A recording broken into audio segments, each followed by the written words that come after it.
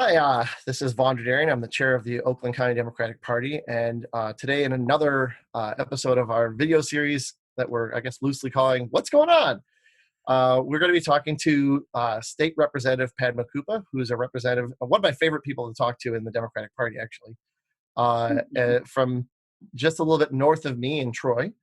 Padma, like I ask everybody when we start these, how are you doing? How's your family? Family as well. Everybody's at home. The two children are home from school, and they're not children much anymore. They're adults, but they don't have to adult right now because they're living at home. And my husband is working from home. He's an engineer in an auto supply company, and so all of us are trying to find space to work remotely without disturbing each other. That's actually a kind of a good lead into the first thing that I wanted to ask you about. Today is April 8th, Wednesday, and yesterday there was a special session of the Michigan State Legislature that was called, and there was a big deal with people having to drive from different parts of the state and come down, and people were wearing medical protective gear to go. I know there were some measures taken that were supposed to be precautionary to try and let legislators go in while they were social distancing. But also in Wisconsin yesterday, there was a primary, and you had the like a super memorable image from that was the one of the state legislators from Wisconsin was standing in full protective gear, full PPE with a mask and everything, talking about how it's safe for people to go and vote in the primary because they're not going to get, there's no chance of them getting sick from this. And I know that Representative Chris Gregg put together a proposal and sent that over to the speaker about allowing the legislature to meet remotely. Can you give me your thoughts on that and what you think should be happening or where you think we should be going? We don't have the gavel, so I will say that to start with in either chamber. Right. So we are hamstringed. Is that the right word? We are hamstrung by whoever holds the gavel and whatever they decide to do. So we were asked to go to the legislature. I am very glad I went so that I could represent District 41. But I feel bad that we didn't put in procedures beforehand like some other states have done. I can't off the top of my head name those states, but I know that several other states took precautions knowing that they would need to legislate remotely. And I also feel very upset that we did not vote yesterday on the resolution that Leader Gregg brought before the chamber yesterday to allow us to participate remotely, that we would not even consider doing that.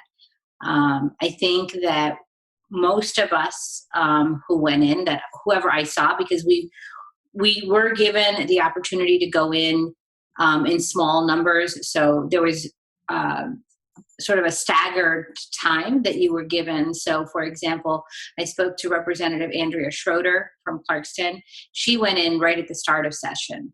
When I went in, I saw Representative Mike Weber from the district just north of me, also pulled in pretty much at the same time. I saw Representative Bill Sowerby leaving. In fact, Representative Hoadley and I spoke briefly, maintaining social distancing. I went into the chamber. I was screened when I went in, and then when I went into the Capitol building, and then I went into the chamber, and all that happened was I was acknowledged. Speaker Chatfield said, "Representative Kuppa checks in." And so they were not even allowing us to go to our desks. And so I walked out, and then after I left, after they had the quorum, after everybody had checked in, then they voted on the concurrent resolution that allows the governor to have one more day for the shutdown. We did not vote on the remote procedure, so that was very disappointing that was not something they took up yesterday. But again, as I said at the beginning, who holds the gavel decides the agenda. And I think that's really important for us to remember over the next several months and every election. Elections have consequences, and this is the consequence of our elections, that the Republicans are in the majority in both chambers and are not looking out for the safety of our members, but also of our constituencies. Because if I got in touch with someone there, those procedures that we followed yesterday were only procedures that Leader Greg asked for.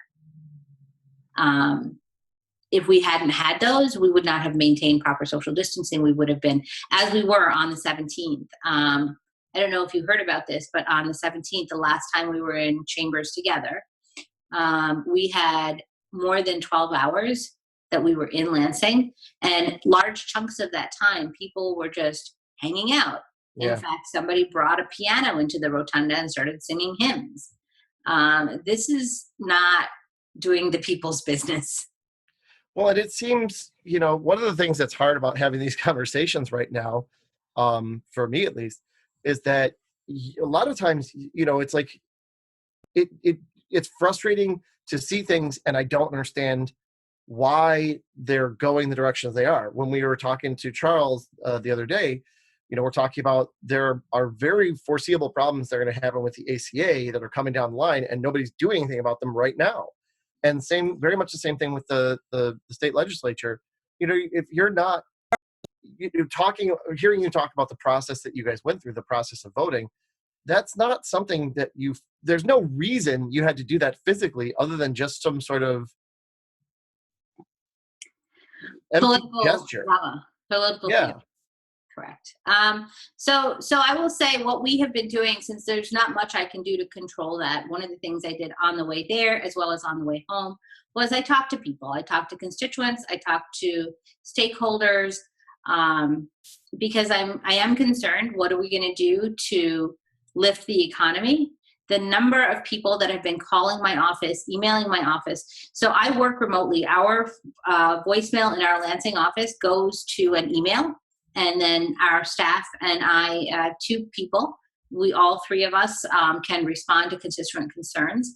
And what we do is we look at what the voicemails say, and then we correspond with those people who have called out asking for some kind of assistance.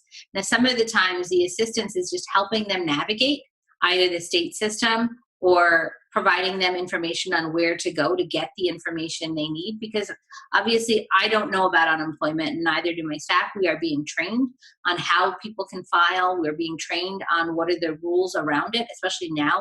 Rules have changed, right, because of the Federal CARES Act. Especially small business. Big concern for me is our economy. The economic engine for many of our communities is small business. And so are we doing enough to help small business? So I've been reaching out to different people to find out. In fact, one of the stakeholders I spoke to was the legislative liaison from DTE. And she was saying how they are doing things to help small business pay for things that they are not currently using, and how are they going to pay their bills. And so I want to get her maybe on a virtual webinar or something. We are doing a lot of things online. In addition to sending emails and responding to constituent concerns. One of the big things that we did was State Innovation Exchange is a policy resource organization that we have that has helped us on various policy issues, but they have also helped with virtual town halls or telephone town halls. So you actually if you register, they will make the call to you. So you don't have to worry about what code do I have to punch in to sign into the conference. They do the call automatically. They moderate it, and then they have different people call with questions, so they can open the conference line up and have the person that's joined the town hall. It's all done via telephone. We did it last week with Rosemary Bayers, a senator from West Bloomfield area. She covers neighboring district. For me, my senator is Mallory McMorrow, but she and then Brenda Carter, my colleague from Pontiac, Auburn Hills, and I, the 3 of us did a telephone town hall with the governor as a surprise guest. And it was on Equal Pay Day, March 31st, and we took questions for an hour, and then we had people submit questions, and that town hall is recorded so that then it's available to others online later on. We've put that up on the website. The other thing that I've been doing is Facebook Live.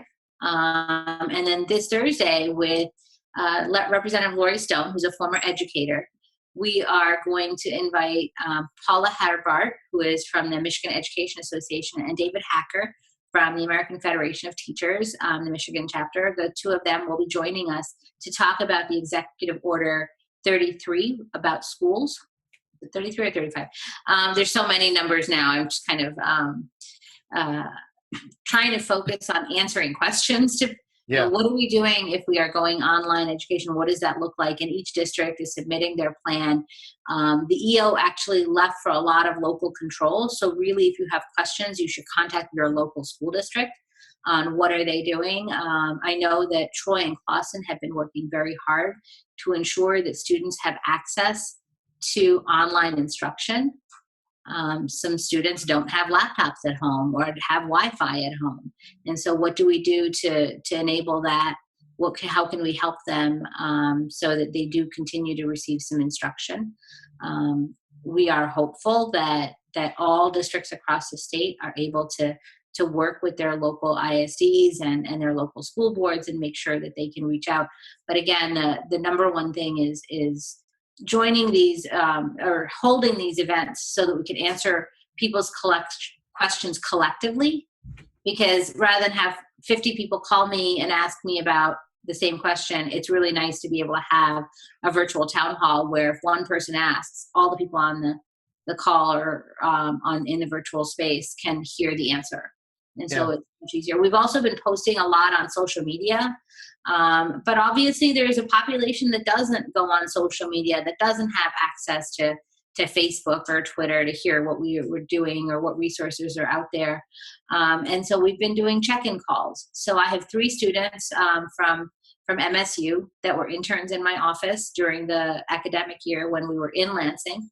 They are now home with their families. 2 of them are actually from Troy, and they are helping to do phone calls. So I call every day. I spend a couple of hours calling constituents also and making sure that we have answers for their questions. And we're also doing just check-in calls. So we identified people that in the community that would need a check-in call. And so the college students have been helping us do those calls to make sure that people are getting the resources they need.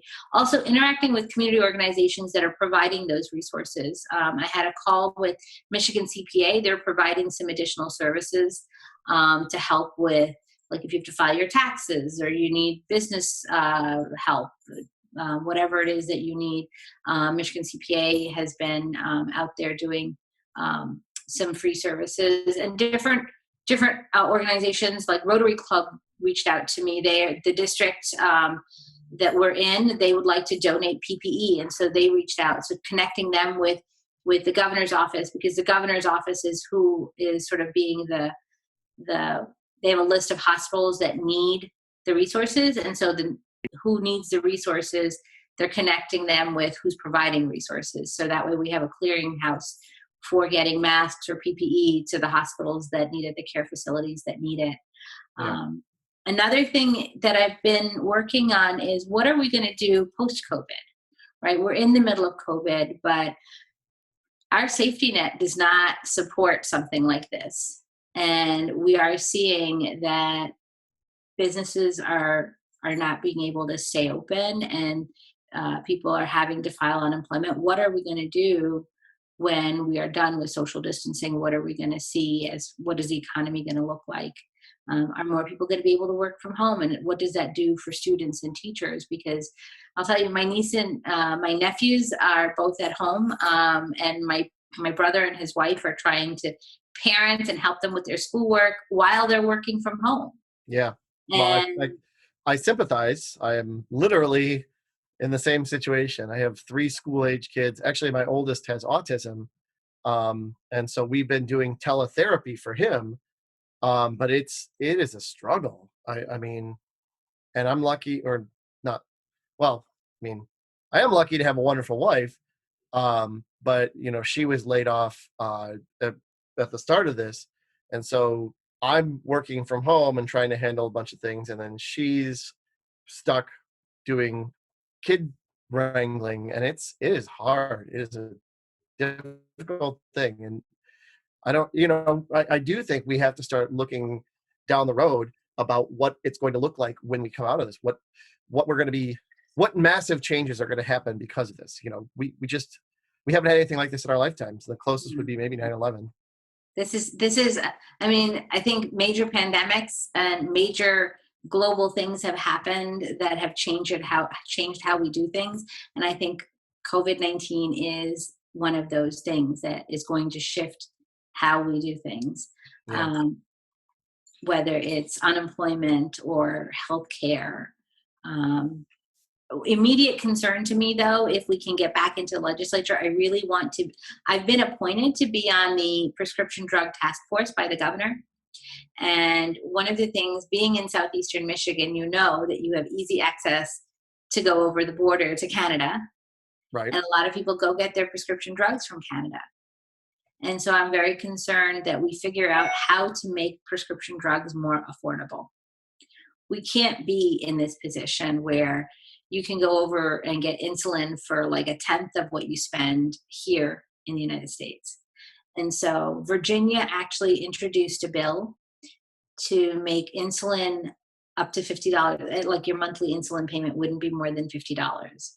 And so I asked, we have very limited Legislative Services Bureau, which drafts our bills, is working in very bare bones. And so I requested a bill from them to address the insulin pricing. And so we'll have to see if the Republicans will let us even put that forward. Again, going back to, if you don't hold the gavel, you don't have an opportunity unless you can find someone on the other side that will work with you to support this kind of bill. Now, I know that as a frontline member, I have a very difficult time. The caucus has not been gentle in telling me this. Our legislative leadership has been very blunt with me, saying that any bill that I'm on, there's really no chance that it's going to move forward. I was very fortunate, though, that the first bill I picked was one that I think is sort of a no-brainer. It is to close a loophole in the law so it doesn't cost anything. It's something that I think will resonate with you, Vaughn. It resonated with me. It was a bill that actually my predecessor introduced. It is a bill to close a loophole so that a vulnerable adult is not the victim of an online sexual predator. We had a young woman in our district who's got Down syndrome who was victim of a crime. Online, somebody asked her to send some pictures, and she did, inappropriate pictures or sexually inappropriate pictures. And so now there is no criminal penalty for someone who does that, no repeat offense, no record. And so so when there is a repeat offense, there's no record. And you know, it's gross to even think about that somebody would do that. It's hard. I mean, I can't imagine somebody doing that intentionally. But I do know that it, for my son, it's a fun and interesting challenge that as he's getting older and he's becoming more physically developed, it's an interesting challenge to adapt to that. But I have someone in my family as well, a nephew, so I understand. And so the thing is that this bill actually did get through the first committee, Family, Children, and Seniors, unanimously. It was approved. Now it's stuck, and obviously until we get back into the legislature, it won't move. But it's something that I think if we can find common ground, and that's always been sort of my mantra, is to find common ground. I think that across the state, we have people who are suffering economically, and as Southeastern Michigan is the economic engine for the state, we put more into the state coffers than any other region across the state. It would be good to have economic policy that helps rebuild and restore this economic engine here in Oakland County. And so well, anything that helps Oakland County is going to help the rest of the state. I think that you and I would both agree on that. Right. I wanted, like, side note, one of the things that I think is weird, I think people very often don't realize how much control of the entire legislature the speaker has. Something I didn't know is that if I'm remembering this right, the speaker actually approves your staff hires. So if you want to hire, hypothetically, you want to hire me as as a staffer for your office, the Speaker of the House, who right now is a Republican, has the authority to say yes or no, and they normally don't, but they normally work with representatives, but it's completely up to them. They could just insist that every staffer has to be a young Republican or something. It's weird. Right. Maybe if we're lucky, we'll get some. If we get the gavel, we can reform some of those processes as well. Right. And I think that's the question, is that we don't realize how true Schoolhouse Rock was when it went through that explanation, or the music video. Remember Schoolhouse Rock? Yes, I do. I'm just a I'm bill. old enough.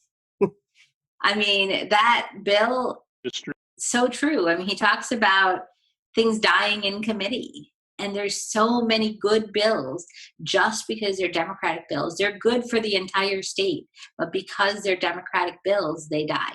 That's not to say that certain Democrats don't get bills, but it's like they're very choosy about who gets bills. Yeah.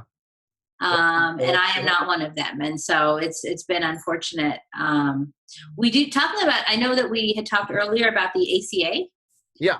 One of the things I want to bring up is that the governor in January, I think, realized that there is, and we've all realized, that they're trying to destroy the ACA at the federal level. Right. And so during her State of the State, she referenced this. We have a bill package called the Healthy Michigan Bill Package, the Healthy Michigan Package, which would basically take the ACA and make it a state law. So making the Affordable Care Act for Michigan. And so there are 4 bills in that package. I have one. It's House Bill 5432. So 54, 29, 30, 31, and 32, those 4 bills. The first one, I think, is Representative Anthony. Second one is Representative Hoadley. Third one is Kolazar, and then the fourth one is mine. Mine is my favorite bill of all time to read. Literally, it is 2 sentences, and it says, ensure that nobody is denied health care coverage because of a pre-existing condition. Like, that's it. Seems really like a pretty legit idea. Really, because 51% of Michiganders have a pre-existing condition.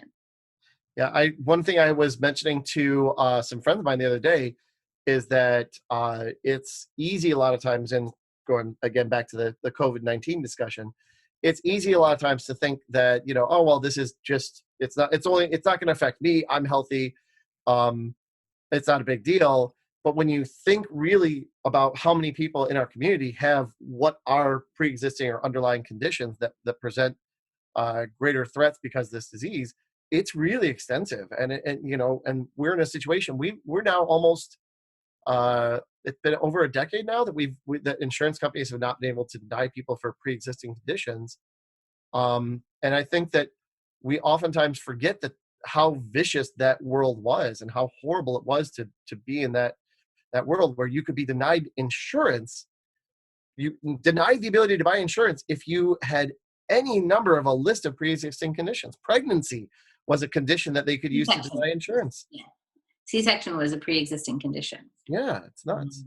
Well, we're going to wind down. And my follow-up, my favorite little last thing to ask is there something that you want to talk about that we didn't cover today that you'd like to get out and talk to people in the community about? Yes. One is, what does campaigning in the era of COVID-19 look like? I think it's really important for people like us. Getting the vote out has been very important, and you got the vote out by knocking on doors. Right. And I think that now that we don't know when we can knock on doors, I don't know if we can knock on doors, we really need to think creatively and do a lot of connectivity and talk to people. Because one of the things that I will tell you is that we didn't flip this district by only talking to Democrats. We talked to people across the spectrum in Troy and Clawson, and we flipped the district by reminding people that these are our values. We want to protect the vulnerable. We want to ensure that we have a strong, healthy economy by educating our children, because only when they're educated can they go out and get a job.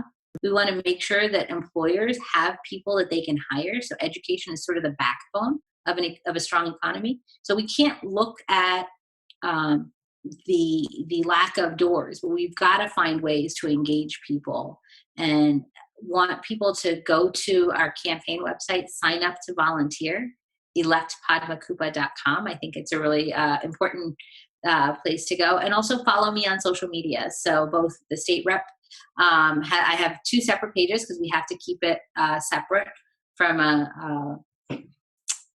legislative and campaign side due to campaign finance. So I have a Facebook page, my rep Padma Kuppa, and then I have Reelect Padma. Those are at Reelect Padma. Those are two separate pages, but you can follow me on Twitter and Instagram as well. And just go to the website and make sure that you find ways to get involved. If this is not your district, because I know your audience is broader to Oakland County, make sure that we flip all those districts in Oakland County, that we can flip this cycle, because we need that gavel. Yeah. There's a number of districts that we know, whether it's Rochester Hills or Novi. Go find who the candidates are that are running, find a candidate, support that candidate, or support an issue. I mean, if you care about women's reproductive health care, go find what Planned Parenthood is doing. If you care about water, go connect with Sierra Club or Mission Leave Conservation Voters. And if it's something else, find that issue that you can really resonates with you and go talk to 50 people about it, and make it a point to talk to people to make sure that they're voting their values. Thank you. And I will springboard off that and tell the viewers out there that they should check our social media, Oakland County Democratic Party. Check it on our website, ocdp.org. We're going to have all of the links for Representative Kuppa's pages in the YouTube notes for this video. Thank you very much again, Representative Kuppa. I do really enjoy it every time I get a chance to talk to you. Thank you. And so, yeah, find a way to get involved. We're not going to be able to go out on doors, but we kind of have to create new windows to get people involved. Some of those are Zoom virtual windows, and that's a horrible pun. But yeah, please find a way to get involved. The work that we need to do is in front of us, and it's crucially important that we all find some way of contributing. There's so much that needs to be done, and we all have to find ways to chip in and do it. Padma, you've been wonderful. Thank you so much. And again, thanks for watching today. Check out our website, and if you can, we're always looking for a few bucks to try and keep doing the work that we're doing. Go to ocdp.org and click the donate button. Give us $1 or $2 if you enjoy any of the videos that we've put together. Thanks for watching. Have a great day.